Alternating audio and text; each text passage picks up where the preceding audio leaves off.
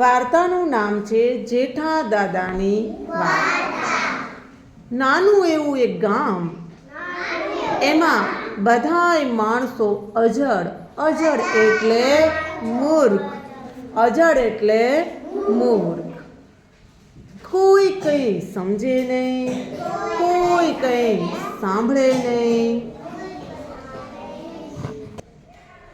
એકેય ચીજને ઓળખે નહીં ને કોઈનું નામ આવડે નહીં. એક વખત ચોમાસામાં એક માણસના ફળિયામાં દેડકું આવ્યું અને ડ્રાઉ ડ્રાઉ બોલવા લાગ્યું. આ ગામમાં દેડકું કોઈએ કોઈ દિવસ જોયેલું નહીં.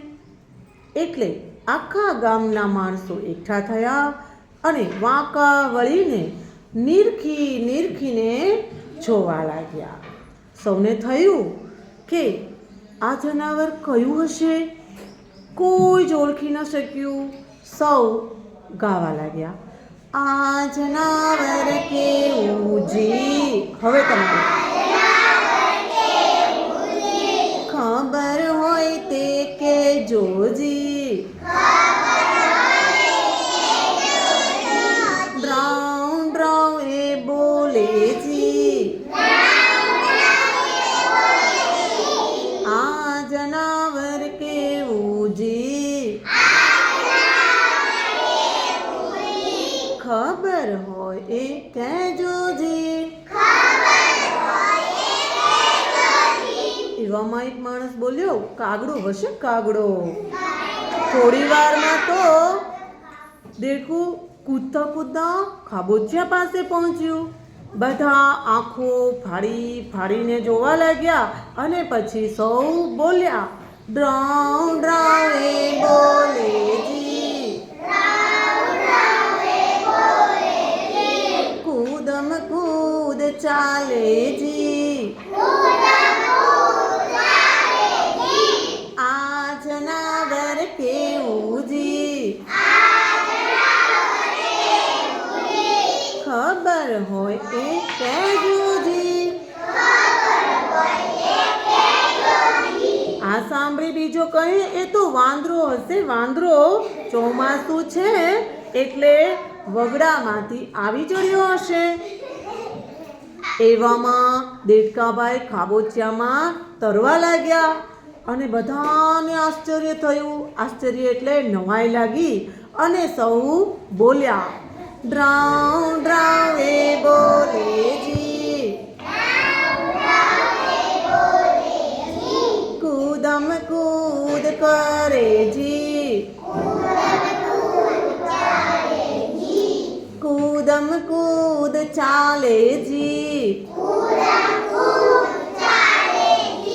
પાણીમાં એ તરતું જી. ખબર હોય કહેજો જી. આ સાંભળીને ત્રીજો કરે, અરે ભાઈ એ તો બગલું હશે, બગલું. તમને શી ખબર પડે? તો એકે કહ્યું, અરે ભાઈ બોલાવો ને આપણા જેઠા દાદાને. જેવું હશે એવું કહેશે, આપણે તે શું સમજીએ. સૌ જેઠા દાદાને બોલાવવા દોડ્યા. જેઠા દાદા તો રાડો નાખતા આવ્યા, અલ્યાઓ હવે તો કંઈ શીખો. હું કાંઈ અમર થોડો છું. અમર એટલે કદી મરે નહીં એવું. તે તમને કાયમ બધું કહ્યા કહીશ. જેઠા દાદા દેડકા પાસે આવ્યા ને આંખ આગળ હાથ લઈ જઈને દેડકા પાસે આવ્યા ને આંખ આગળ હાથ લઈ જઈને, પોતે ઉંમરલાયક છે ને એટલે આમ લઈ જઈ ને દેડકાને બરાબર જોઈને ધીરે રહી બોલ્યા, ચપટી દાણા નાખો જી. એની પરખ કરો જી. ચણે તો જાણો ચકલી જી. નહીં તો માનો મોરજી. પછી દાણા નાખ્યા, પણ દેડકું તે કઈ થોડું દાણા ચડે ના ચડે. આ બધો તાલ જોઈને દેડકું બોલ્યું. દેડકાભાઈ તો થાકી ગયા હતા, કેમ કે એને તો ઘડીકમાં કાગડો, ઘડીકમાં બગલો, ઘડીકમાં વાંદરો આવું બધું કહેતા હતા.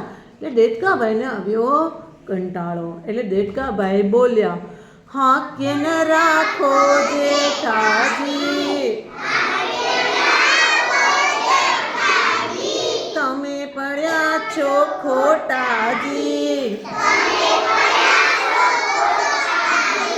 ડ્રાઉં ડ્રાઉં હું બોલું જી, કૂદમ કૂદ હું ચાલું જી,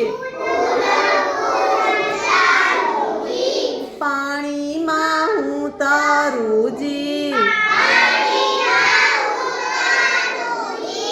અમે મોજીલા દેડકાજી. તો એ કયું પ્રાણી હતું? બરાબર. તો આ વાર્તા પરથી આપણને એ શીખ મળે કે જાણ્યા જોયા વગર કોઈ પણ વસ્તુને ગમે તે કહી દેવાય નહીં.